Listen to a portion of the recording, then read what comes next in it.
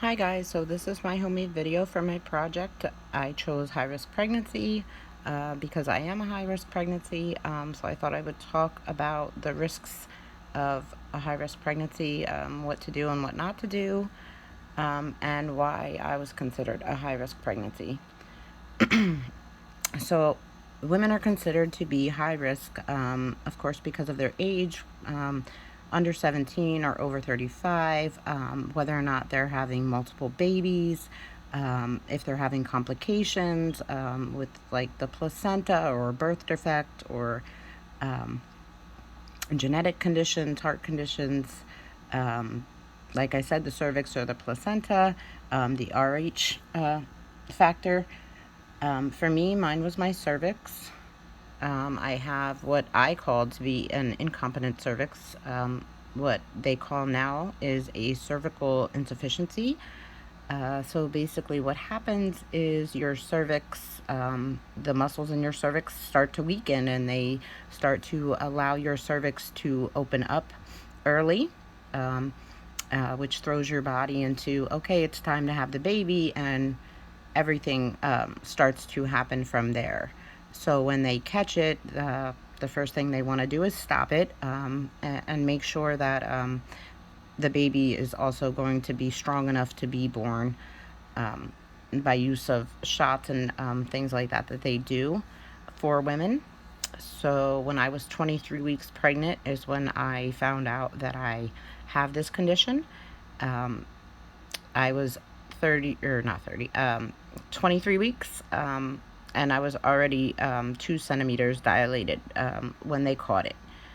So what happened was they started bed rest right away.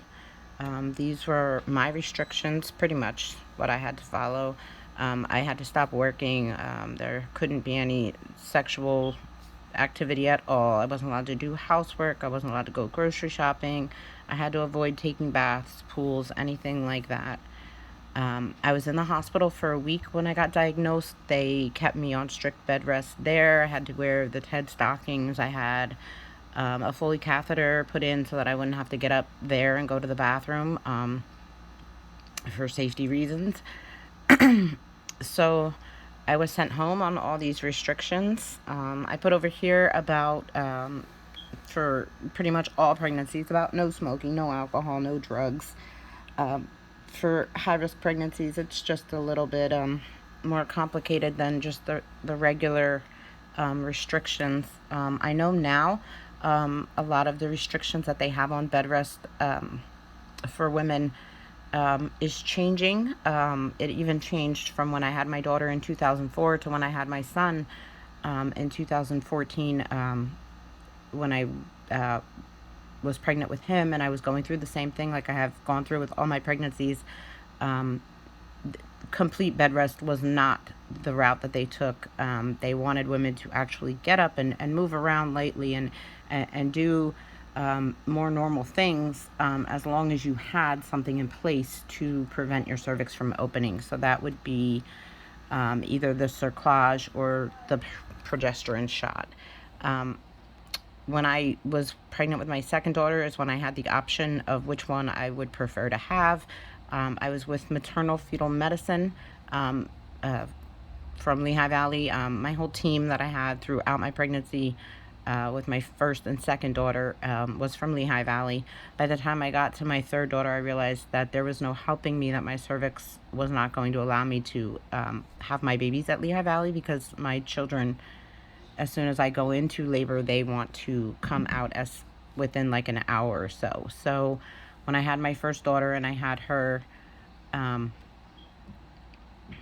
at 31 weeks, the shot, um, I was not able to get, um, or actually even the cerclage. My doctor didn't offer any of that. The only thing that he knew to stop my cervix from opening was complete bed rest, and that obviously was not the case because my daughter still came at 31 weeks. Um, she was not able to hold without something else being in place.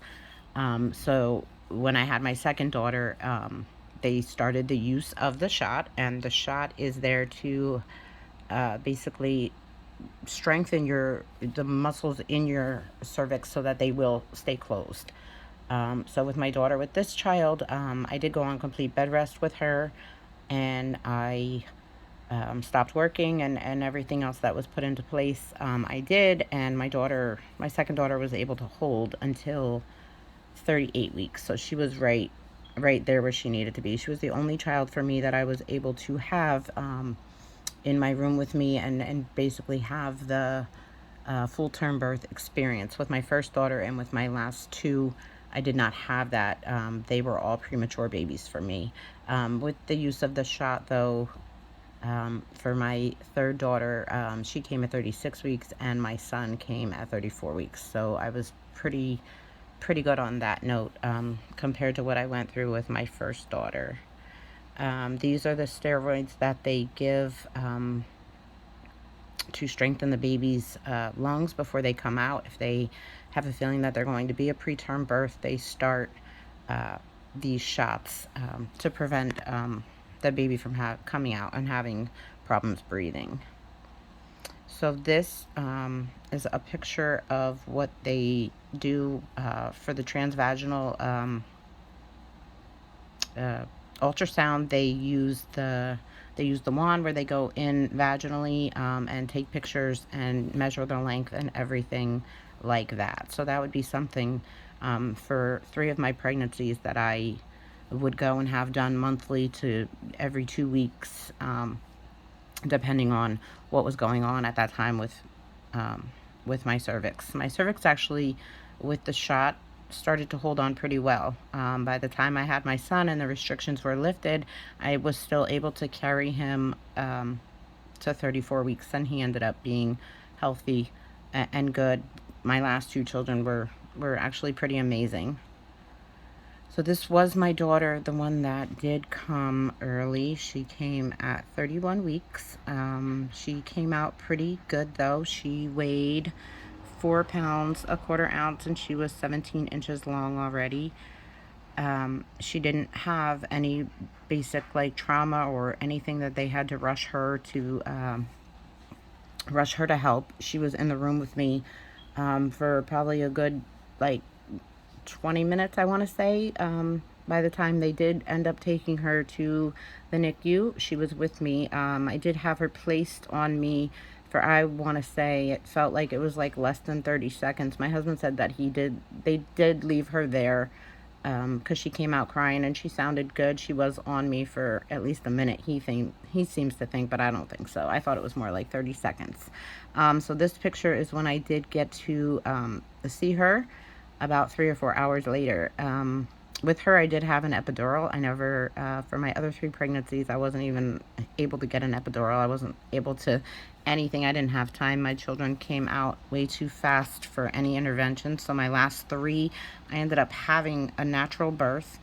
And I was good to go after that. With this one, I actually kind of felt more weak. I had an epidural with her. And I felt like I couldn't get up and move around as fast as I could with my other 3. When I didn't, I just went natural. So my daughter, like 2 days later, after she was born, ended up under the lights. Her bilirubin had gone up. So that kind of cut off contact with us, only being able to touch her through the isolette, and she would come out like times like this to get fed and to get changed, and then she was right back under the lights. She did come out pretty good, like 2 days. I think she was only under the lights for like 2 days, and after that she was good.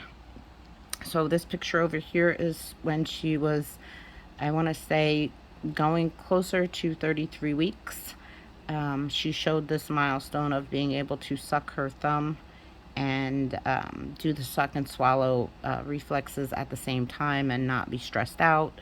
That's when they started her on the bottle. I was pumping at this time. All my milk was being fed through her NG tube. And then when she started getting the bottle and thriving, that was really good for her.